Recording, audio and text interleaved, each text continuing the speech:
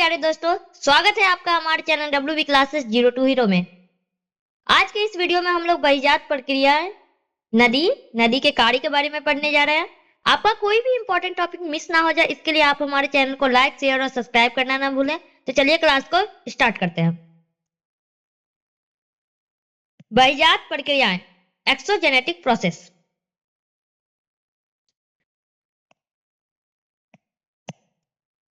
बहिर्जात प्रक्रियाएं वे प्रक्रियाएं होती है जो पृथ्वी की सतह पर काम करती है। इनकी वजह से धरती की सतह पर नई स्थलाकृतियां बनती और बदलती रहती हैं। इन प्रक्रियाओं में मुख्य रूप से अपक्षय, वृक्षरण, अपरदन, परिवहन और निक्षेपण कार्य शामिल होते हैं। तो अपक्षय, चट्टानों का धीरे धीरे टूटना अपक्षय कहलाता है। वृक्षरण, मिट्टी या चट्टानों का ढलान से नीचे खिसकना वृक्षरण कहलाता है।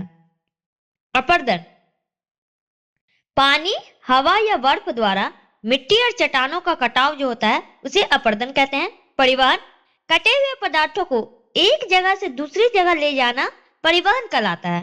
निक्षेपण, ले जाए गए पदार्थ को किसी जगह पर जमा करना निक्षेपण कहलाता है। ये सभी कार्य नदी, हिमनदी, हवा, समुद्री धाराओं द्वारा किया जाता है। इन प्रक्रियाओं का मुख्य काम पृथ्वी की ऊंची नीची सतह को धीरे धीरे समतल करना होता है।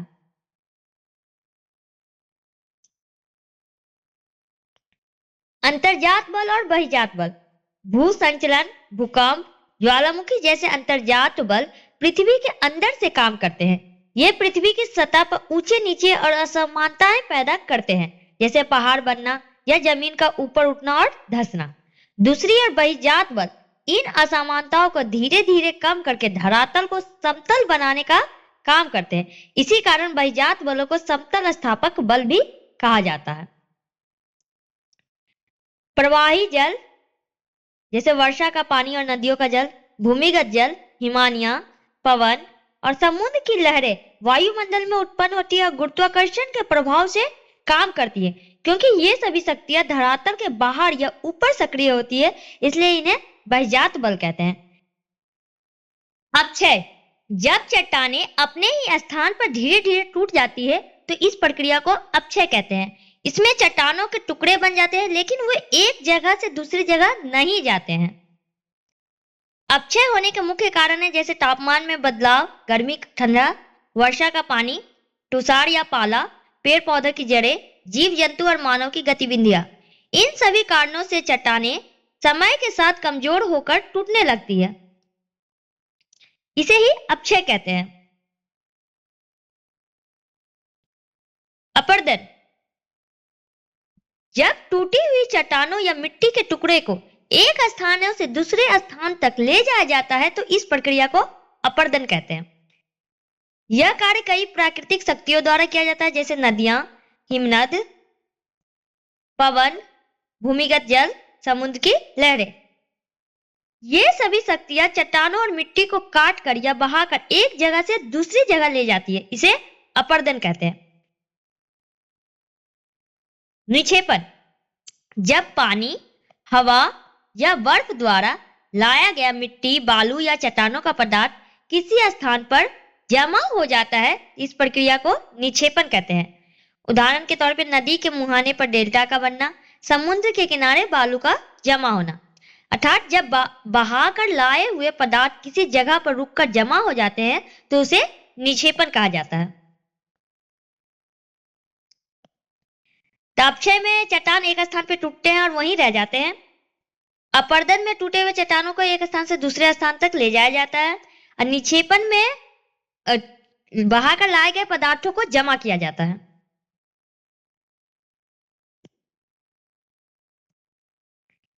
अब नदी के जल चक्र।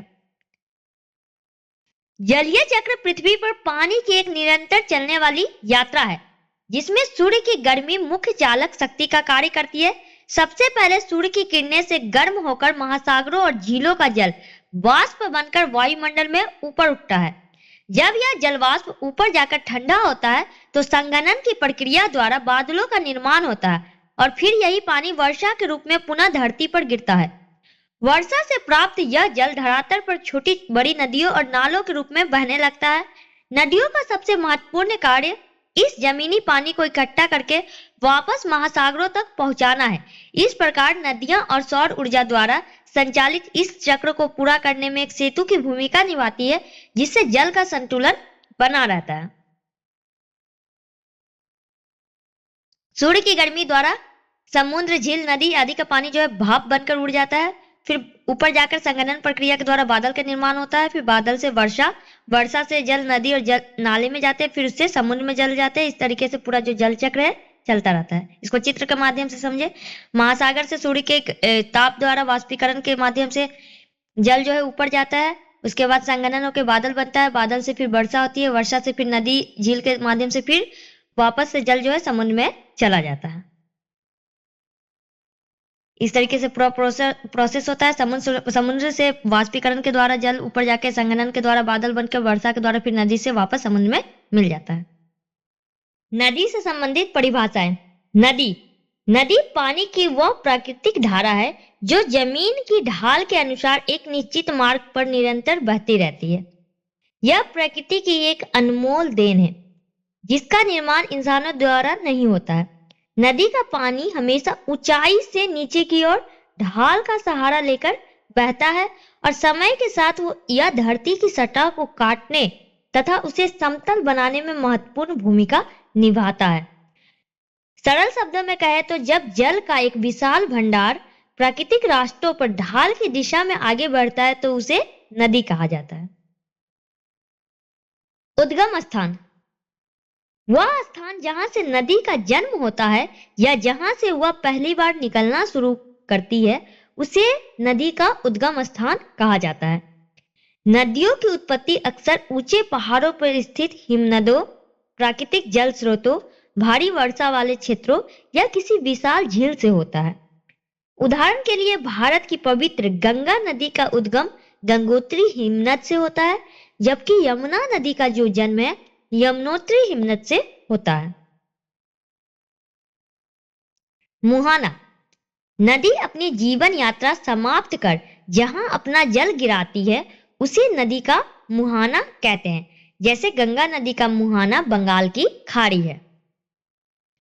सहायक नदी, बड़ी या मुख्य नदी से मिलने वाली छोटी नदी को सहायक नदी कहते हैं। जैसे यमुना, घाघरा, कोसी, सोन आदि गंगा की सहायक नदी।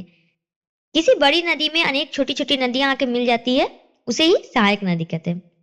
शाखा नदी, मुख्य नदी से निकलकर जो नदी किसी सागर या झील में गिरती है उसे शाखा नदी कहते हैं। जैसे भागीरथी गंगा की शाखा नदी है। तो शाखा नदी क्या है? जो किसी मुख्य यानी मेन नदी से निकलकर वो शाखाओं में बटकर आगे जाके किसी झील में गिर जाती है या सागर में मिल जाती है, उसे ही शाखा नदी कहते हैं। संगम, संगम उस स्थान को कहते हैं जहां दो या दो से अधिक नदियां आपस में मिलती हैं, उसे संगम कहते हैं। जैसे गंगा और यमुना नदी का संगम स्थल इलाहाबाद, प्रयाग में है। प्रवाह मार्ग, किसी नदी के उद्गम स्थान से मुहाने तक के मार्ग को प्रवाह मार्ग कहते हैं। मतलब जहां से नदी निकलती है और जहां पर जाके समाप्त होती है, उस पूरी रास्ता को हम लोग कहते हैं प्रवाह मार्ग। प्रवाह क्षेत्र या बेसिन, कोई मुख्य नदी अपनी सहायक नदियों सहित जिस क्षेत्र का जल लेकर प्रवाहित होती है उसे उस नदी का प्रवाह क्षेत्र या बेसिन कहा जाता है। गोदावरी नदी का बेसिन भारत में सबसे बड़ा नदी बेसिन है। तो कोई मुख्य नदी अपनी सहायक नदियों सहित जिन क्षेत्रों से बहती है, मतलब जिन क्षेत्रों में जल लेकर प्रवाहित होती है, उसे उस नदी क्षेत्र का बेसिन कहा जाता है। जल विभाजिका, जिस ऊंचे भूभाग द्वारा एक नदी का प्रवाह क्षेत्र दूसरी नदी के प्रवाह क्षेत्र से अलग होता है, उस ऊंचे भूभाग को जल विभाजिका कहते हैं।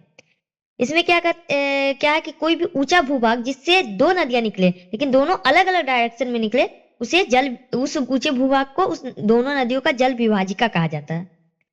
उदाहरण के लिए जैसे अरावली पर्वत गंगा एवं सिंधु क्रम की नदियों के बीच जल विभाजिका का कार्य करती है।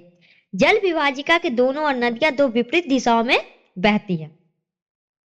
नदी घाटी, उद्गम से मुहाने तक नदी के दोनों किनारों के बीच के निम्न भाग को उस नदी की घाटी कहते हैं। जैसे गंगा नदी की घाटी। दोआब, दो नदियों के बीच के भाग को दोआब कहा जाता है।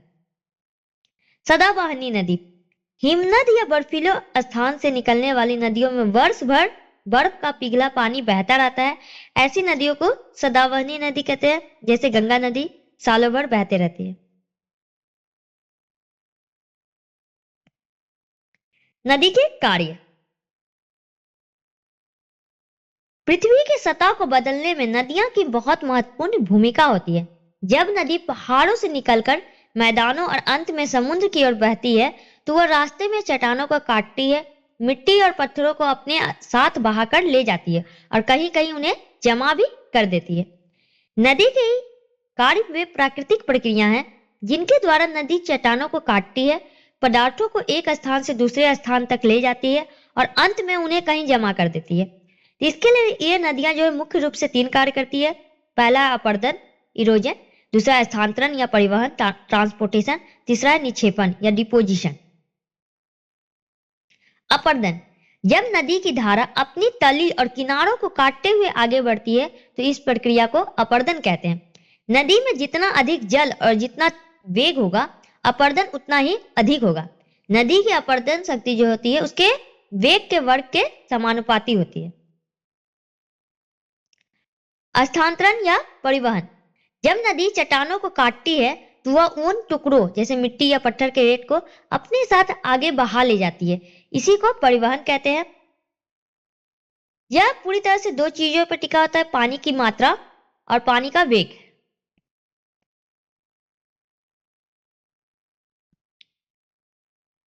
निक्षेपण, जब नदी के बहाव की गति कम हो जाती है तो वह अपने साथ लाए हुए कंकड़, पत्थर, बालू और मिट्टी को आगे ढोने में असमर्थ हो जाता है और उन्हें रास्ते में ही छोड़ देता है।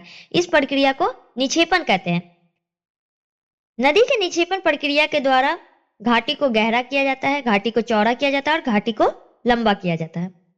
इस प्रकार आज हम लोगों ने बहिर्जात प्रक्रिया, नदी, नदी से संबंधित परिभाषाएं और नदी के कार्यों के बारे में जाने। अगले क्लास में हम लोग नदी से द्वारा बने गए स्थलाकृतियों के बारे में जानेंगे। तब तक के लिए बाय, टेक केयर, आप अपना ख्याल रखें, पढ़ते रहे और आगे बढ़ते रहे।